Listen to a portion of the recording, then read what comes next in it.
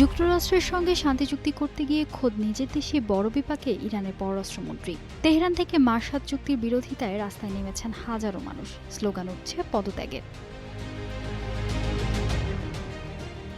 শান্তি চুক্তির সম্ভাবনা যেখানে দীর্ঘযুদ্ধের অবসানের ইঙ্গিত দিচ্ছে, সেখানে ইরানের ভেতরেই তৈরি হয়েছে তীব্র বিতর্ক। শুক্রবার পররাষ্ট্রমন্ত্রী আব্বাস আরাকচি এক টেলিভিশন সাক্ষাৎকারে যুক্তরাষ্ট্রের সঙ্গে সম্ভাব্য শান্তি চুক্তির ইঙ্গিত দেওয়ার পরপরই শুরু হয় এই অস্থিরতা। শনিবার মাশহাদ শহরে পররাষ্ট্র মন্ত্রণালয়ের কার্যালয়ের সামনে জড়ো হন বিক্ষুব্ধরা।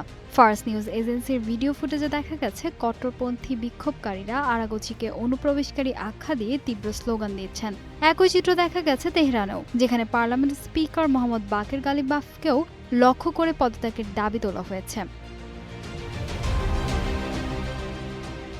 বিক্ষোভকারীদের অভিযোগ, শান্তি চুক্তির নামে অতিরিক্ত ছাড় দিয়ে হরমুজ প্রণালীতে ইরানের কৌশলগত নিয়ন্ত্রণ কমিয়ে দেওয়া হচ্ছে।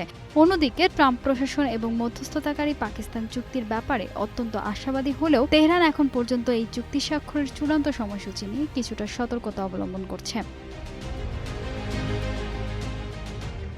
বিশ্বের নজর এখন তেহরানের পরবর্তী সিদ্ধান্তের দিকে। এই শান্তি চুক্তি কি ইরানকে নতুন পথ দেখাবে, নাকি অভ্যন্তরীণ রাজনীতির চাপে তা ভেস্তে যাবে?